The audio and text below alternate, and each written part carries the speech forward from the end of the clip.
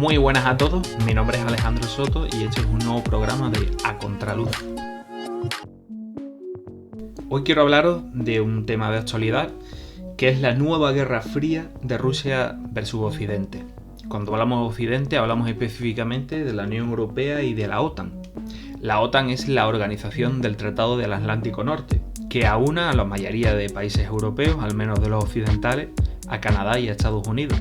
Pero antes hablemos un poco de historia, veamos el origen más primigenio de este conflicto. Hace poco más de un siglo, en octubre de 1917, se producía el asalto al Palacio de Invierno de la ciudad rusa de San Petersburgo.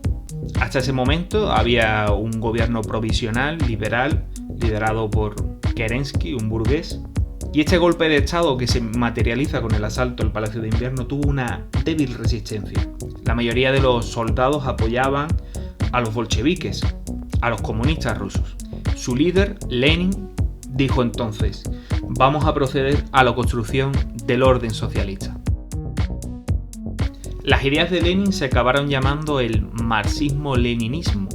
Su origen está en el filósofo Carlos Marx, que en el siglo XIX, con sus obras El Manifiesto Comunista y El Capital, junto a Engels, formuló una nueva doctrina política que sería enormemente influyente desde entonces hasta incluso hoy en día. El marxismo es muchas cosas, pero podemos definirlo como un método de análisis de la realidad y de la historia, que se basa en la concepción materialista de la vida, donde lo económico prima y determina el resto de las cosas. La infraestructura era lo económico, lo tangible, lo material, mientras la superestructura era todo lo demás, era aquello que no se podía tocar, que no se podía ver, como la cultura.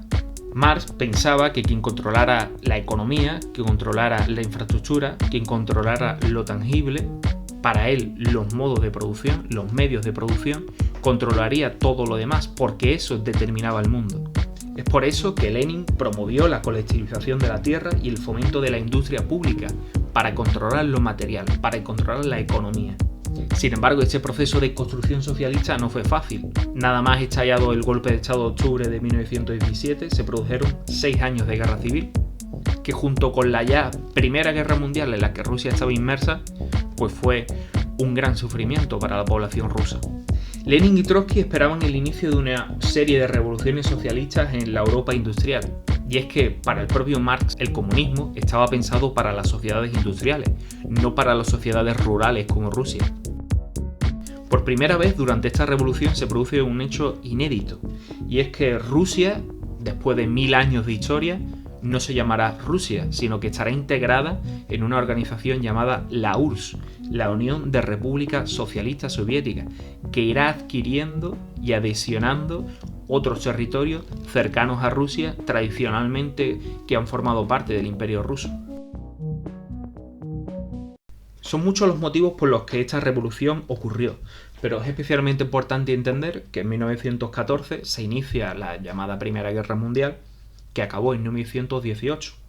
Pues bien, en 1917, un año antes de que acabara la guerra, esta revolución estalla también como una forma de hartazgo de la población ante el sufrimiento de esa guerra que veían inútil. Lenin se vio abocado a firmar la paz, un armisticio, porque había prometido que acabaría con la guerra. Esa paz, ese tratado se llamó la Paz de Brest-Litov y supuso una grandísima pérdida territorial para Rusia, aunque Lenin prometió que acabarían recuperando lo perdido. Sin embargo, eso no lo vería realizado Lenin, ya que murió, y en 1922, 5 años después del estallido revolucionario bolchevique, llegaría al poder Stalin. Stalin era un verdadero dictador que impuso una dictadura totalitaria de terror hasta 1952, duró 30 años, y la obra de Stalin fue principalmente que fue capaz de hacer frente a los nazis y de, junto a los Estados Unidos, ganar la Segunda Guerra Mundial, o como lo llaman los rusos, la Gran Guerra Patriótica. Y es que aunque Stalin al inicio estaba aliado con Hitler, Hitler traicionó a Stalin, y en 1941, 2 años después del inicio de la Segunda Guerra Mundial, Hitler atacó Rusia en la Operación Barbarroja. Al principio, los soviéticos ya no rusos, tuvieron que retroceder, Usaron la vieja táctica del Imperio ruso contra Napoleón: retroceder, quemar los campos, esperar que llegara el invierno y, cuando así fuese, esperar que simplemente sus adversarios, no acostumbrados al frío ruso, se congelaran. Este momento decisivo del fin del retroceso soviético y del inicio de la avanzada y la recuperación de territorio llegó con la batalla de Stalingrado en agosto de 1942, donde tuvieron un papel decisivo los francotiradores. Al mismo tiempo que la Unión Soviética avanzaba desde el este, los Estados Unidos en 1944 dieron la puntilla definitiva a los nazis con el desembarco de Normandía, y entre ambos frentes, el occidental, liderado por Estados Unidos y el Reino Unido, y el del este, liderado por la URSS de Stalin, vencieron a los nazis, y en abril de 1945 el Ejército Rojo entró en Berlín.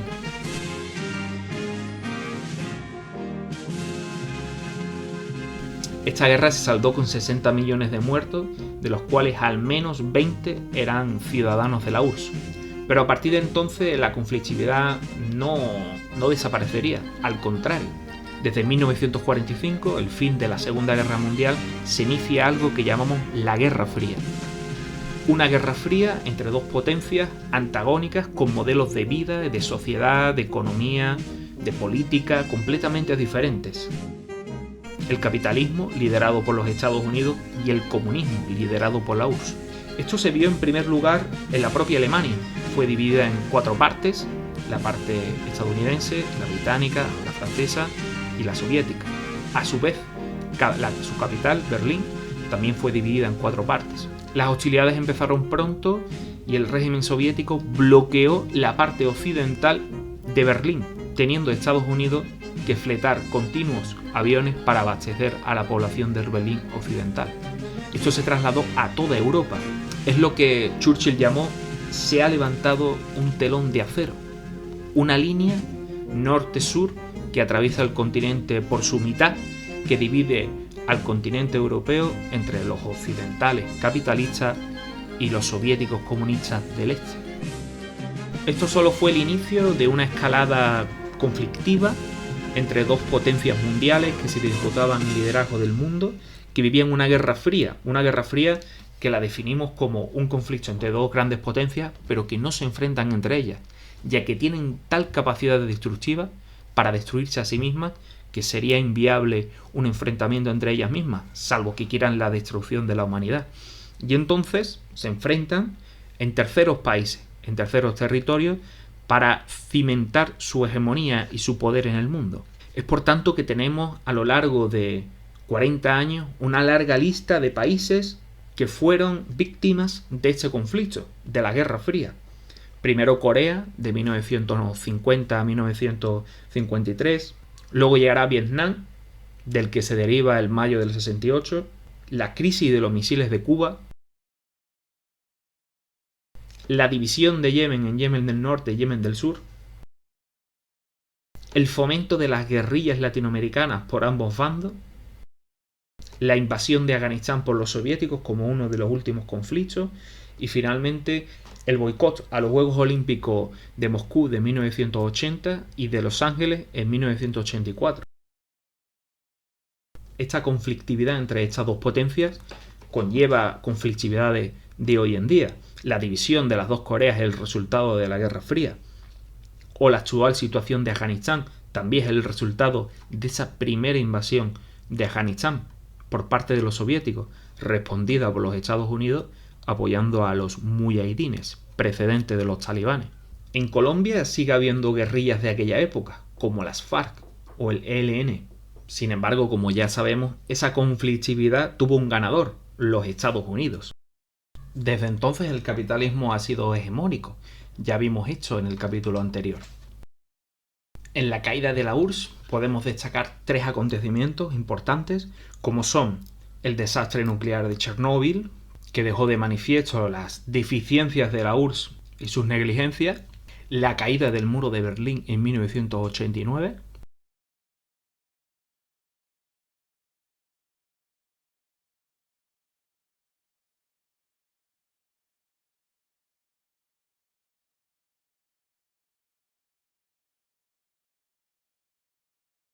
a partir de esta caída del muro, Alemania se reunificó tal y como la conocemos hoy en día.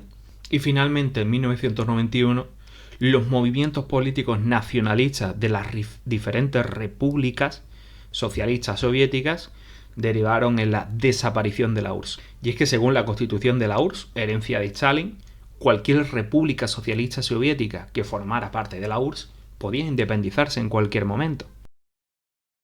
Las diferentes repúblicas socialistas empezaron a proclamar sus independencias en base a sus reivindicaciones nacionalistas, y cuando esto lo hizo la Federación Rusa, definitivamente la URSS estalló. La suerte de los países que formaron parte de la URSS desde entonces ha sido dispar. Tenemos a los países del Báltico, Estonia, Letonia y Lituania, que vivieron un proceso de transición a la democracia y al capitalismo muy exitoso, y otros casos en los que no tanto. En el caso de Rusia pasó una tortuosa transición del comunismo al capitalismo, que conllevó un descenso del Producto Interior Bruto, de la calidad de vida, del poder adquisitivo, del acceso a productos básicos. Y a su vez ocurrió algo especialmente importante. Aquellos gerentes, aquellos jefes de las empresas públicas, de las fábricas públicas, se hicieron de un día para otro dueños de las fábricas. Rusia quedó así en manos de un grupo de oligarcas que eran los dueños económicos del país, antiguos comunistas de puestos de responsabilidad que se apropiaron de las riquezas del país, de las empresas públicas del país. Por ello, según la compañía Credit Suisse, 110 millonarios, 110 personas concentran el 35% de la riqueza de Rusia. Los países resultantes de la desintegración de la URSS se agruparon en la Comunidad Económica Independiente. Según un autor, Tchaikovsky, la industria en los países de esta comunidad de estados independientes que habían formado parte de la URSS dejó de tener un peso del 38% en su Producto Interior Bruto a tener uno del 29% en pocos años. En Rusia se produjo un cambio en la política y se transformó en una democracia liberal, tal y como la conocemos en Occidente. Entonces llegó al poder Yeltsin, que estuvo gobernando 8 años, desde 1991 a 1999. Sin embargo, Yeltsin era más bien una persona poco respetada, poco admirada, entre otras cosas por ser un borracho.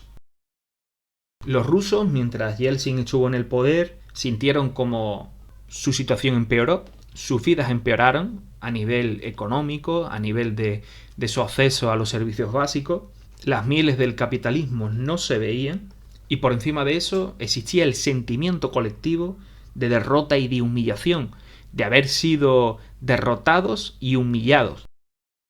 Y es entonces cuando aparece él.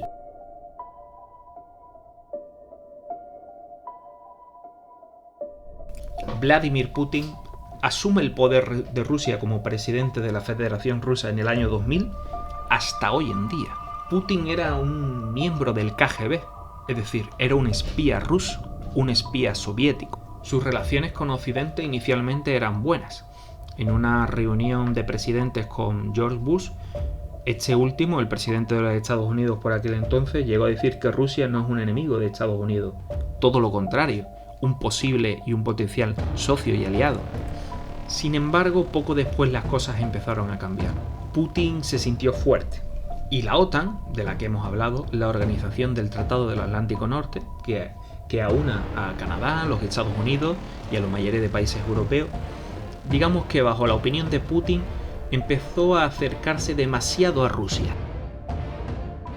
Ya en 1999 habían ingresado al país 3 países de la antigua órbita soviética comunista, pero el momento en el que Putin consideró que estaba siendo amenazado fue cuando en el año 2004 ingresaron a la OTAN Estonia, Letonia, Lituania, Eslovaquia, Eslovenia, Rumanía y Bulgaria.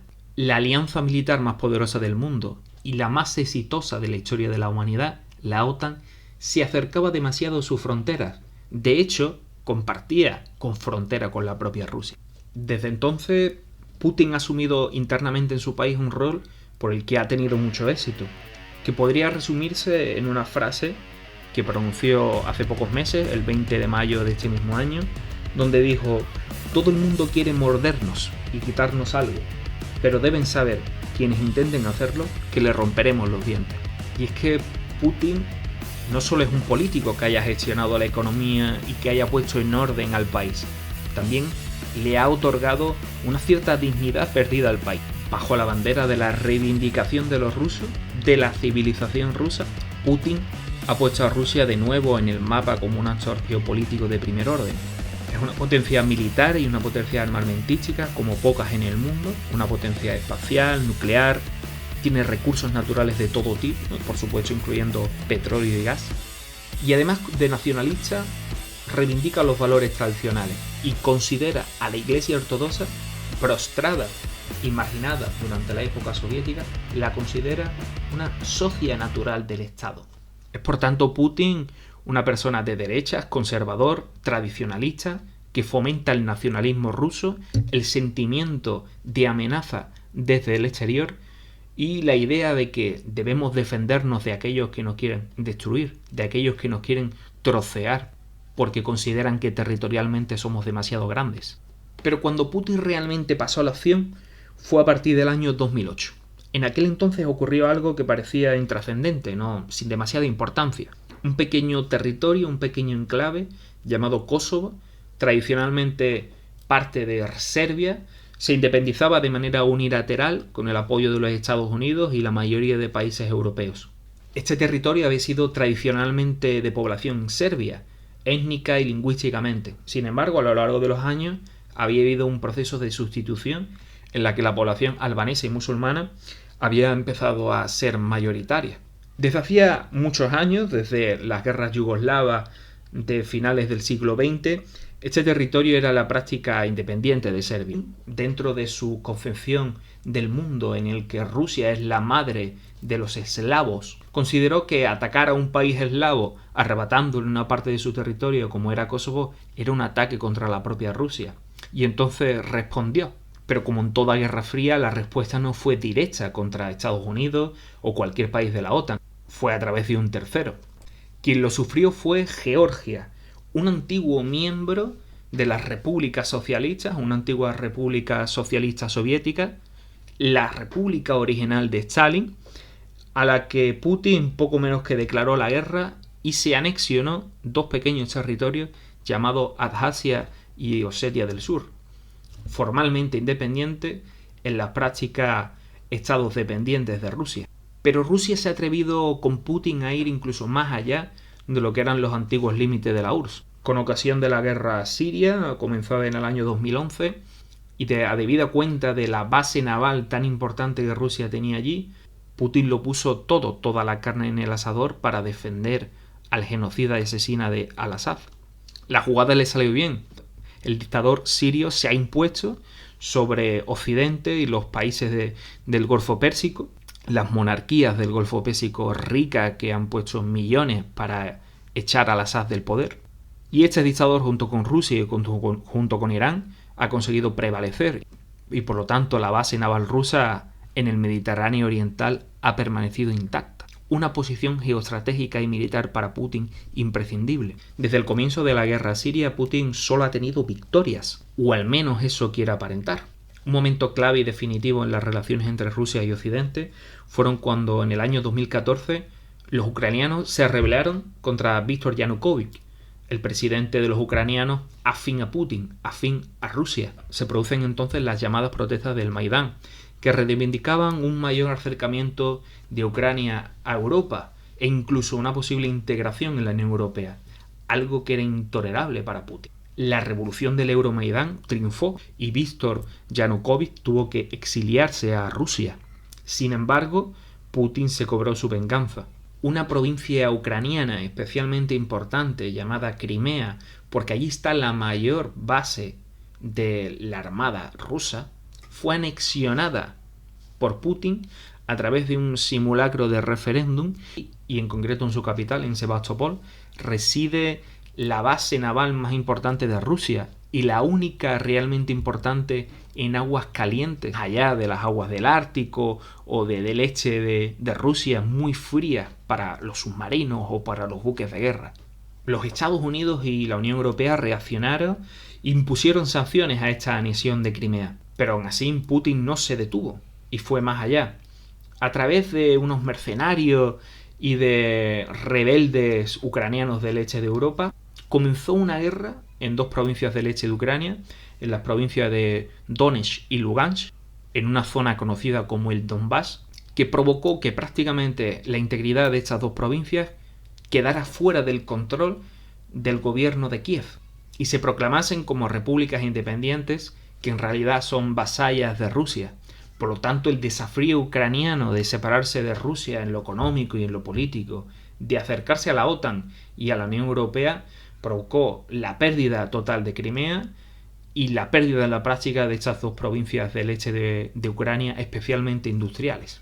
En el año 2017, aquí en España, vivimos el desafío independentista catalán con el referéndum del 1 de octubre y una participación rusa poco aclarada en aquello, con campañas de desinformación y de intoxicación. Y es que Rusia está muy interesada, desde lo de Kosovo y desde lo de Ucrania, en atacar en Occidente y en debilitarla todo lo que pueda. Estas supuestas campañas de desinformación, fomentadas desde Rusia o por el mismo Putin, ya fueron comentadas sobre el hecho de la victoria del Brexit en el Reino Unido o la victoria de Donald Trump en los Estados Unidos, con una posible intervención de Rusia en favor de estos resultados. Porque todo vale con tal de debilitar a tu enemigo, a Occidente. Putin ha demostrado ser enormemente hábil en la diplomacia y ha demostrado también ser enormemente férreo en el control interno de Rusia. Prueba de ello son los numerosos envenenamientos de empresarios y políticos opositores. El último de ellos, Navalny, pero hay que recordar también el asesinato en Londres con envenenamiento de polonio de Alexander Litvinenko, antiguo espía ruso, que se negó a cumplir ciertas órdenes de Putin. En la actualidad hay un nuevo conflicto entre Rusia y Occidente. Ese conflicto se llama Bielorrusia. Bielorrusia es un país étnica y lingüísticamente ruso, pero que es otro estado diferente. Allí gobierna un dictador, Lukashenko, que está allí prácticamente desde la disolución de la URSS y que a su vez también tiene serios problemas con Occidente por las sanciones impuestas desde la Unión Europea contra Lukashenko a partir de las represiones de las protestas y las manifestaciones de 2019, cuando manifestantes bielorrusios protestaban por las fraudulentas elecciones que habían llevado de nuevo a Lukashenko a consolidarse en el poder. Lukashenko se encuentra en graves apuros.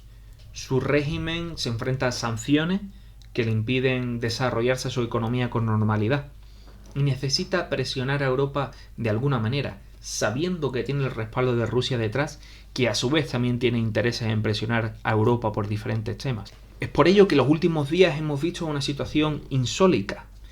Aproximadamente entre 3.000 y 4.000 inmigrantes de Oriente Próximo, concretamente de Siria, de Irak, de Yemen, de tres países desgraciadamente constantemente en conflictividad y en guerra, se han apostado en la frontera entre Bielorrusia y Polonia con la intención de cruzar Polonia para llegar a Alemania. Sin embargo, el gobierno ultranacionalista de Polonia lo ha impedido, ha desplegado 12.000 soldados en la frontera y ha construido vallas para impedirlo. Ahora mismo se vive una situación insólita. Los bielorrusos empujan a los inmigrantes hacia la frontera contra Polonia y los polacos lo impiden. Cuando los inmigrantes intentan retroceder, simplemente los bielorrusos se lo impiden, quedando en una tierra de nadie, en un lugar especialmente frío en esta época del año. Ya han muerto varios inmigrantes y refugiados por este tema, por puro frío.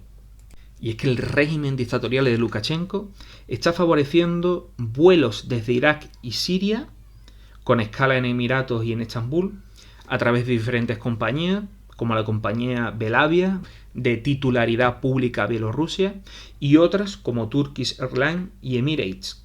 El objetivo es el mismo que el que realiza Turquía o Marruecos: presionar a través de la inmigración a la Unión Europea para conseguir dádivas, dinero y que le quiten las sanciones.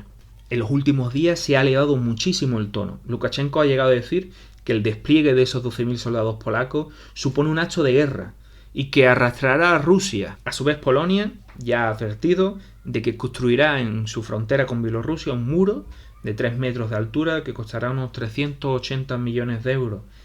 Y ante el asalto de esta valla de algunos inmigrantes, ya ha pedido ayuda a la OTAN para contener esta avalancha inmigratoria. La prueba de que Putin está ahí detrás es que, lejos de desautorizar las acciones de Lukashenko, utilizando a las personas como armas y utilizando su sufrimiento en su favor geopolítico, ha enviado a Bielorrusia 2 cazabombarderos a patrullar Bielorrusia.